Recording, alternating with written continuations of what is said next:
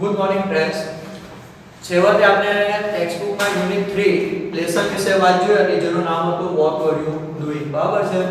Lesson આપણું complete થઈ ગયું. બરાબર. પણ જે ગ્રામરની વાત છે યુનિટ 3, તો એ ગ્રામર વિશે આજે આપણે વાત કરીએ. તો દીકરાઓ ટેક્સ્ટબુકમાં લેસન કમ્પ્લીટ થઈ ગયું છે, એના ક્વેશ્ચન આન્સર પણ આપણે જોયા. હવે વિષય ખત્રીમાં જે આપણું ત્રીજું યુનિટ છે ગ્રામરનું, તો એના વિશે આજે આપણે જોઈશું. જે ટોપિક છે પાસ્ટ કન્ટિન્યુઅસ ટેન્સ, જેનો અર્થ થાય ચાલુ ભૂતકાળ. બરાબર છે. કન્ટિન્યુઅસ નો અર્થ થાય છે ચાલુ, જે ક્રિયા ચાલુ હોય તે, અને પાસ્ટ થાય એટલે ભૂતકાળ. તો આપણે ચાલુ વર્તમાનકાળ વિશે તમે શીખી ગયા છો અગાઉના ધોરણમાં. તો ચાલુ વર્તમાનકાળ એટલે શું અને ચાલુ ભૂતકાળ એટલે શું, તો બંને વિશેનો જે ખ્યાલ છે એ આપણે પહેલા જોઈ લઈએ. ચાલુ વર્તમાનકાળ એટલે શું? જે ક્રિયા બોલતી વખતે, બરાબર, વર્તમાન સમયમાં તમે બોલો છો અને બોલવાના સમયે જે ક્રિયા ચાલુ છે, જે તમારી નજર સમક્ષ ક્રિયા થઈ રહી છે, તો એને આપણે ચાલુ વર્તમાનકાળ કહીશું. ફરીથી, જે ક્રિયા મારા બોલતી વખતે મારી નજર સમક્ષ થઈ રહી છે, જે ક્રિયા વર્તમાન સમયમાં ચાલુ છે, એને દર્શાવવા માટે ચાલુ વર્તમાનકાળ વપરાય છે. અને ચાલુ વર્તમાનકાળમાં શું આવે છે? એમિઝા પ્લસ આઈએનજી વપરાય છે. બરાબર. જેમ કે હું તમને અત્યારે ભણાવી રહ્યો છું, તમે ભણી રહ્યા છો, તો આ ક્રિયા આપણી કેવી છે? ચાલુ છે. અને એમાં ગુજરાતી વાક્યમાં પાછા શબ્દો કયો આવે છે? રહી છે, રહ્યા છે, રહ્યો છું, આ શબ્દ આવે. અને એમાં એમિઝા પ્લસ આઈએનજી વપરાય છે. તો એ વાત થઈ ચાલુ વર્તમાનકાળ. તો ચાલુ ભૂતકાળ એટલે શું? પહેલામાં વર્તમાનકાળ શબ્દ છે, આમાં ભૂતકાળનો શબ્દ છે. ચાલુ ભૂતકાળ એટલે શું?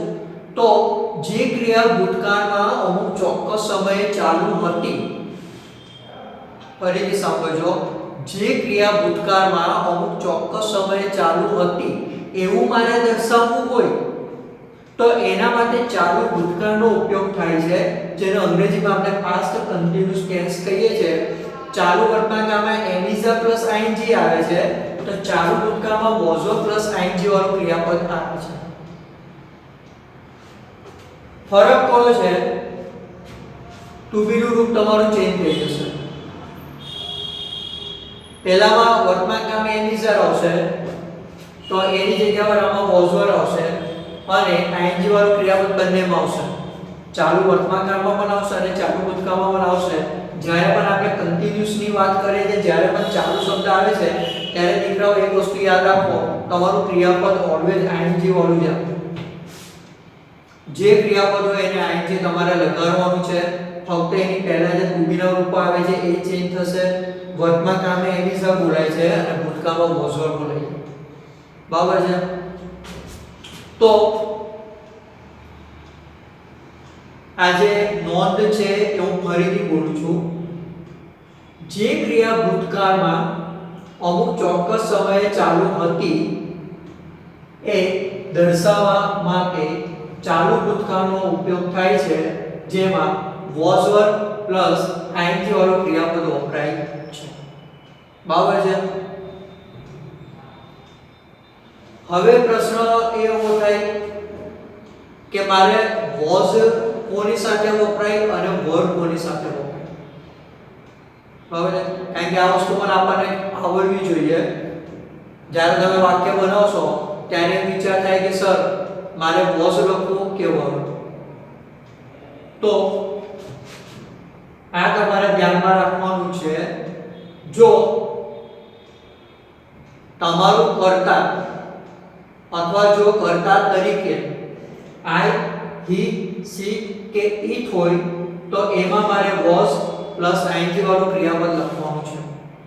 બરાબર છે. કર્તામાં શું આવે? આઈ. હી એટલે કોઈ છોકરા કે પુરુષની વાત હોય, એકવચન. સી કોઈ છોકરી કે લેડીઝની વાત હોય, એકવચન. ઈટ કોઈ પ્રાણી પક્ષી કે વસ્તુની વાત હોય એક વચન, બરાબર છે? તો એમાં મારે વોઝ લખવાનું છે અને ક્રિયાપદને આઈએનજી લગાડવાનું છે. પણ જ્યારે કર્તા તરીકે વી, યુ, ધે કે બહુવચન આવે તો મારે એમાં વર્બ પ્લસ ક્રિયાપદને આઈએનજી લગાડવાનું છે. બહુવચન એટલે શું કે એક કરતા વધારે નામ આપેલા હોય તો મારે વર આવશે, ફક્ત એક જ નામ હોય તો વોઝ આવશે. તો આ દીકરાઓ ધ્યાનમાં રાખવા બે વસ્તુ જ્યારે વાક્ય બનાવીશું ત્યારે આપણને આની જરૂર પડશે કે મારે કોની સાથે વોઝ લખવું અને કોની સાથે વર લખવું. તો હું ફરીથી બોલું છું, આઈ, હી, સી, ઇટ એમાં વોઝ, વી, યુ, ધે બહુવચન એમાં વર ને પ્લસ આઈએનજી વાળું ક્રિયાપદ આવશે. ઓકે, એની નીચે મેં કોષ્ટક બનાવેલું છે જેમાં આપણે પ્લે શબ્દ છે, પ્લે ક્રિયાપદ છે, એના રૂપો આપણે જોઈએ કે કોની સાથે કઈ રીતે આવશે તે. પ્રથમ પુરુષમાં આઈ આવશે એકવચનમાં, બહુવચનમાં વી. બીજા પુરુષ એકવચનમાં યુ, બહુવચનમાં પણ યુ આવશે. અને ત્રીજા પુરુષ એકવચનમાં હી, સી ને ઇટ આવશે તો બહુવચનમાં ધે આવશે. બરાબર? તો હવે દરેકના રૂપો જોઈએ કે કોની સાથે કઈ રીતે વાક્ય બનશે તે. તો પ્રથમ પુરુષ એકવચન આઈ, આઈમાં વોઝ આવશે, આઈ વોઝ પ્લેઇંગ, જેનો અર્થ થાય હું રમતો હતો અથવા હું રમી રહ્યો હતો.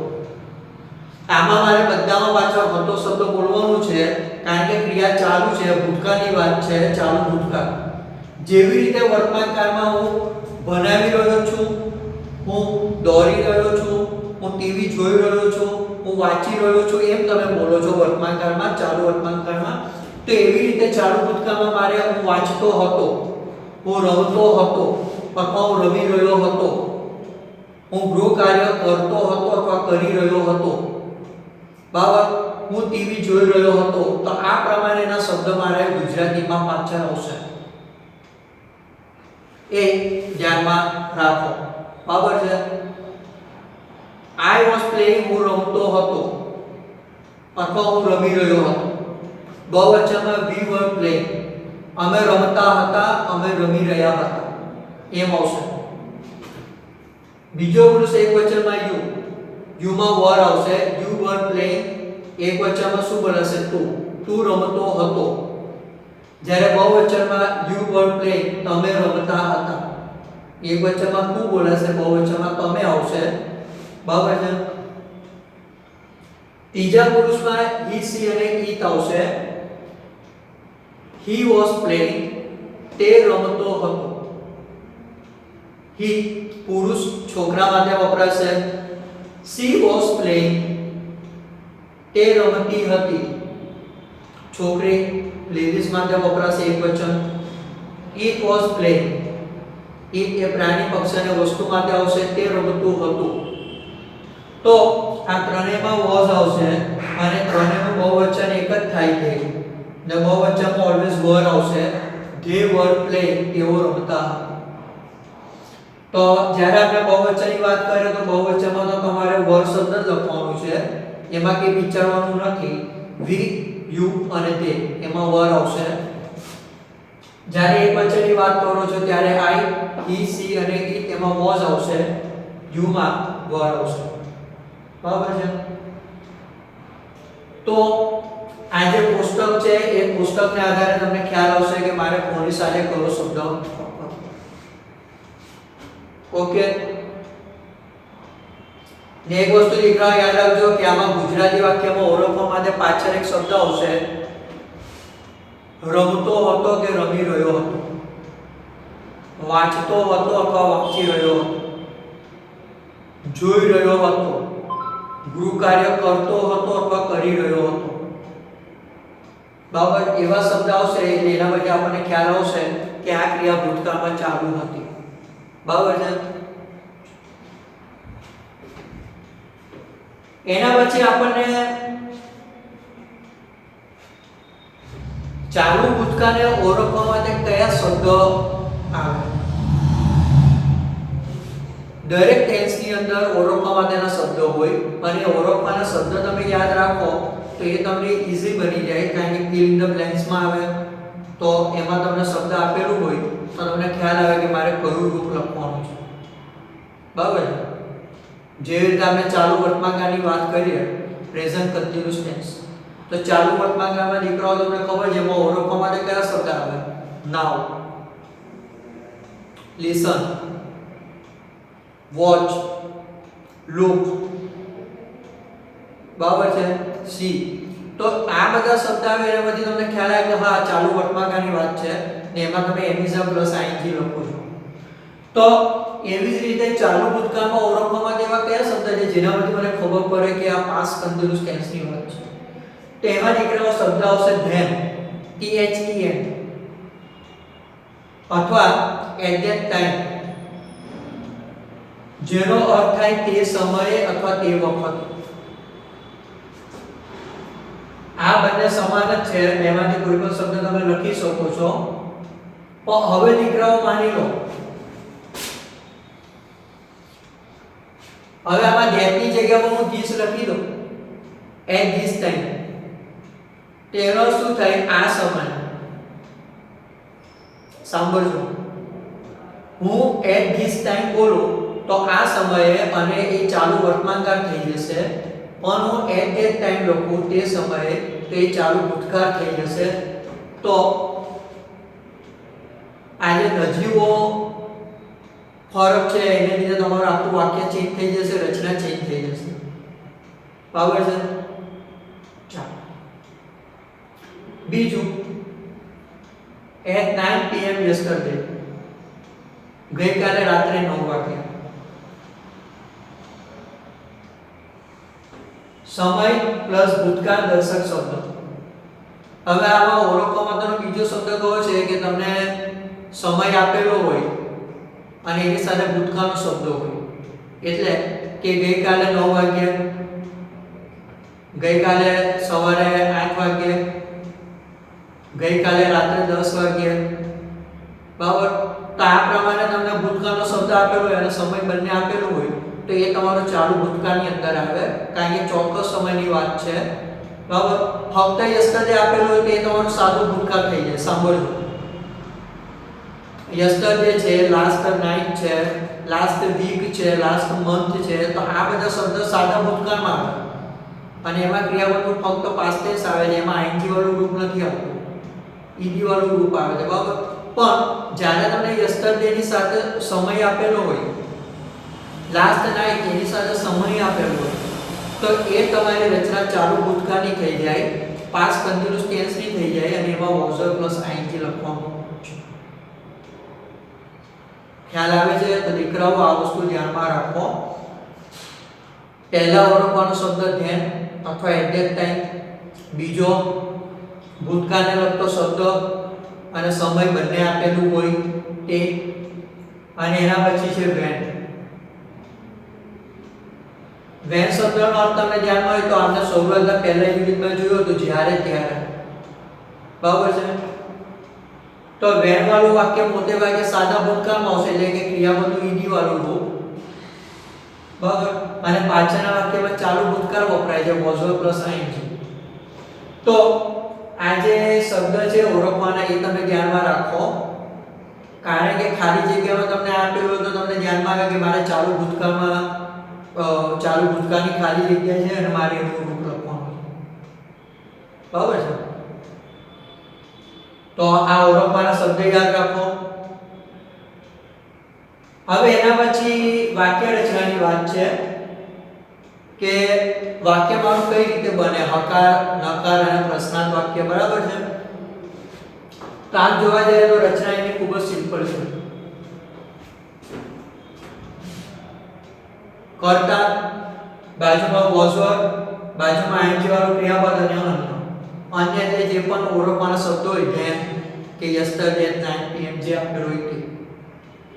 પ્રશ્નાર્થ વાક્યની વાત કરું તો વોઝ પહેલા આવી જશે,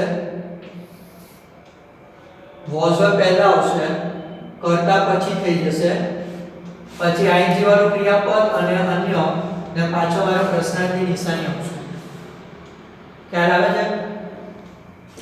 વોઝ પહેલા આવશે, કરતા પછી તો આઈએનજી વાળું ક્રિયાપદ અન્ય જે હોય તે સેમ જ લખવાનું છે, એમાં કોઈ સુધારો થશે નહીં. ત્યારબાદ નકાર વાક્ય રચનાની વાત છે. નકાર વાક્ય રચનામાં શું કરવાનું છે, કશું કરવાનું નથી. ફક્ત તમારે કર્તા અને વોઝરની બાજુમાં નોટ લખવાનું છે. નકાર વાક્ય એટલે નોટ આવશે, કોની બાજુમાં? વોઝરની બાજુમાં નોટ આવશે, પ્લસ આઈએનજી વાળું ક્રિયાપદ પ્લસ અન્ય બીજું બધું સેમ લખવાનું છે, એમાં કોઈ ફરક પડશે નહીં. તો આ દીકરાઓ રચના યાદ રાખો. કર્તા, વોઝર, આઈએનજી અને અન્ય. પ્રશ્નાર્થમાં વોઝર પહેલા, કર્તા પછી આવશે, ને નકારમાં વોઝરની બાજુમાં નોટ આવશે. બરાબર છે? તો આ જે નોંધ છે એ નોંધ ધ્યાનમાં રાખો. હવે એમાં અમુક વાક્ય છે, આપણે વાક્ય જોઈ લઈએ.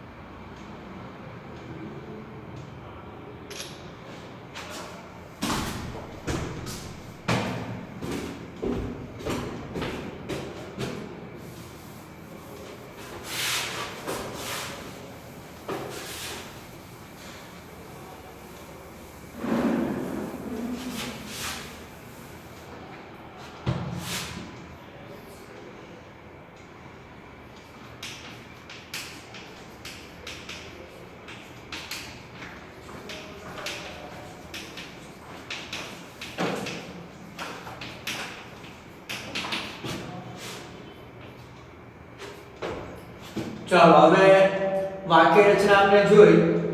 હવે એમાં પહેલું વાક્ય આપણે લઈએ એટલે એના આધારે આપણને ખ્યાલ આવશે. મારા પિતાજી તે સમયે છાપું વાંચતા હતા. બરાબર? આમાં દીકરાઓ તમે જુઓ તો ઓળખવા માટેનો શબ્દ મને આપેલો છે તે સમયે. એના આધારે તમને ખ્યાલ આવી જાય.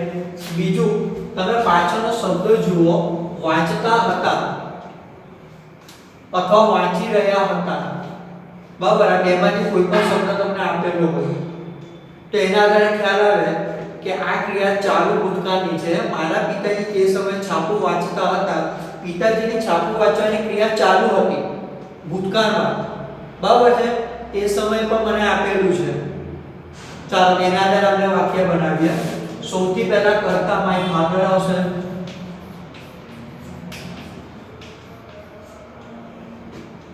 પહેલા બધાને ઇંગ્લિશ આપણે જોઈ લઈએ. તે સમયે એટલે ધ્યાન આપો, એક્ઝેક્ટ ટાઈમે છેલ્લે લખવાનું.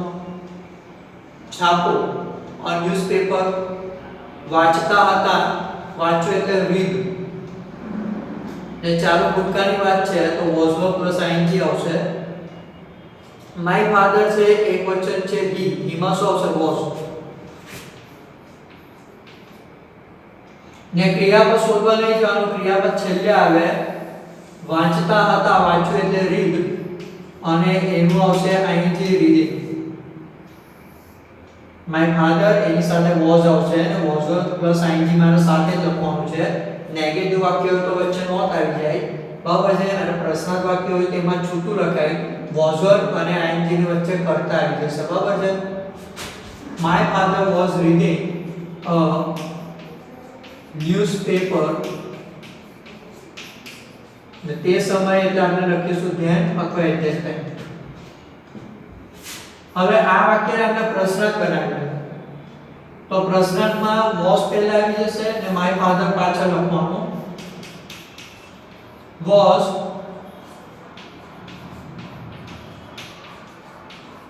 પ્રશ્નાર્થ વાક્યમાં I નું you થઈ જાય તો my નું your આવશે બરાબર છે કારણ કે આપણે પોતે જ પોતાના પ્રશ્ન નહીં પૂછતા હોઈએ તમને વાક્યમાં I આપેલું છે ક્વેશ્ચનમાં આપણે you લખીએ છીએ કેવી રીતે my છે તો આપણે શું લખીશું your was your father હવે બધું સેમ આવશે reading a newspaper then પાછા ક્વેશ્ચનમાં was પહેલા આવશે my father તમે લખો તો પણ જશે નહીં તો your father આવશે બીજું બધું સેમ હવે આને નકાર બનાવીએ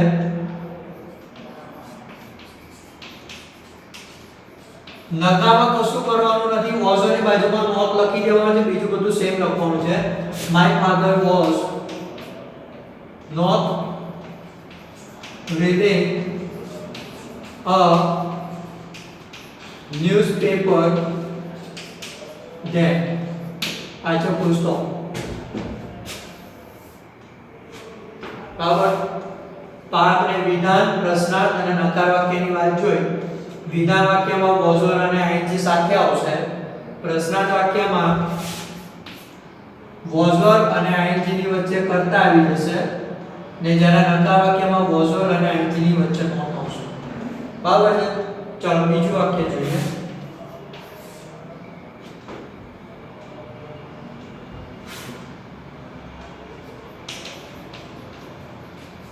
એ સમયે વરસાદ વરસતો ન હતો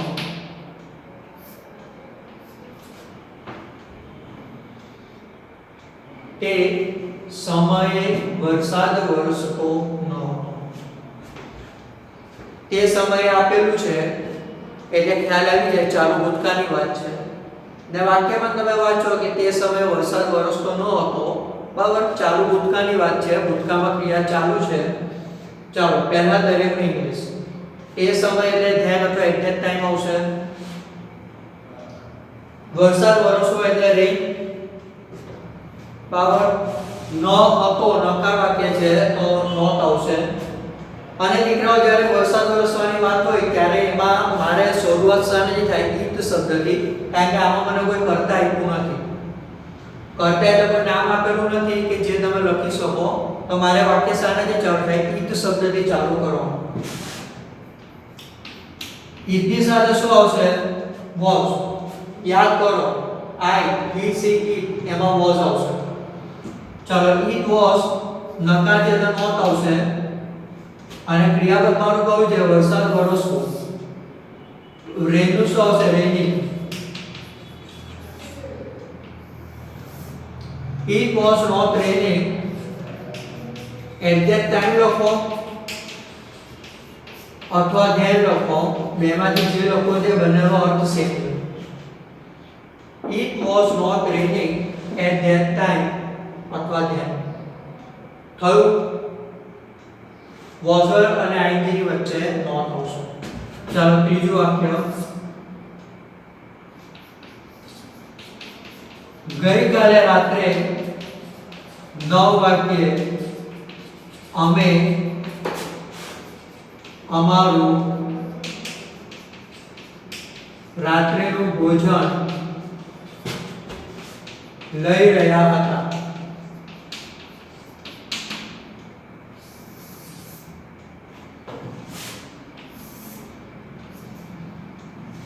ગઈકાલે રાત્રે 9 વાગ્યે અમે અમારું રાત્રિનું ભોજન લઈ રહ્યા હતા હવે આમાં મિત્રો તમને ગુજરાતી વાક્ય તમે ધ્યાનમાં રાખો તો પાછળ લઈ રહ્યા હતા જેના પરથી ખ્યાલ આવે કે આ ક્રિયા મારી ભૂતકાળમાં ચાલુ હતી એ પણ શબ્દ છે ઓળખવા માટેનો અને તમને ચોક્કસ સમય અને ભૂતકાળની વાત છે કે ગઈકાલે રાત્રે 9 વાગ્યે પહેલા મેં તમને કહ્યું હતું કે જો તમને ફક્ત ગઈકાલે શબ્દ આપે તો સાદા ભૂતકાળની વાત થઈ જાય પણ ગઈકાલે એની સાથે તમને સમય આપે તે ચાલુ ભૂતકાળની વાત છે ચોક્કસ સમય છે અને સમય આપણે છેલ્લે લખવાનો પહેલા લખવાની જરૂર નથી ગઈકાલે રાત્રે 9 વાગ્યે at 9 pm yesterday એ છેલ્લે લખીશું શરૂઆત કોનાથી થાય? અમે એટલે વી. અમારું ભોજન, અમારું એટલે અવર. રાત્રિનું ભોજન એટલે શું કહેવાય? ડિનર. બપોરનું ભોજન એટલે લંચ.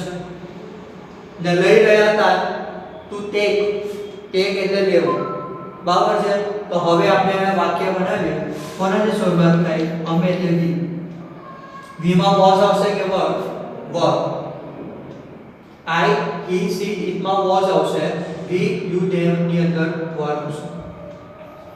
વી વર્બ ને વોઝની બાજુમાં ક્રિયાપદ લખવાનું, ક્રિયાપદ શોધવાની જવાનું, ક્રિયાપદ છેલ્લે આવે. ટેકનું શું આવશે? ટેકિંગ. વી વર ટેકિંગ. કર્તા લખ્યું, વોઝર અને આઈએનજી લખ્યું, એની બાજુમાં કર્મ આવે. કર્મ એટલે શું? તમે ગુજરાતી વાક્યમાં સૂકી પ્રશ્ન પૂછે એટલે તમને કર્મ મળે કે અમે ગઈકાલે શું લઈ રહ્યા હતા રાત્રિનું ભોજન. એ તમારું કર્મ છે. વાક્યની શરૂઆતમાં કર્તા આવશે, કર્તાની બાજુમાં વોઝર અને આઈએનજી આવશે અને ત્રીજા નંબર પર કર્મ આવશે. બરાબર છે? વી વર ટેકિંગ, અમારું રાત્રિનું ભોજન એટલે અવર ડિનર. વી વર ટેકિંગ અવર ડિનર, અમે અમારું રાત્રિનું ભોજન લઈ રહ્યા હતા. ગઈકાલે રાત્રે 9 વાગે, તો at 9 pm yesterday. સમય વાળો ઓલવેઝ છેલ્લે લખવાનું છે, વચ્ચે લખવાનું નથી, પહેલા લખવાનું નથી, છેલ્લે. શરૂઆતમાં કરતા લોકો યાદ રાખો, કરતા વોઝર, આઈએનજી અને કર્મ.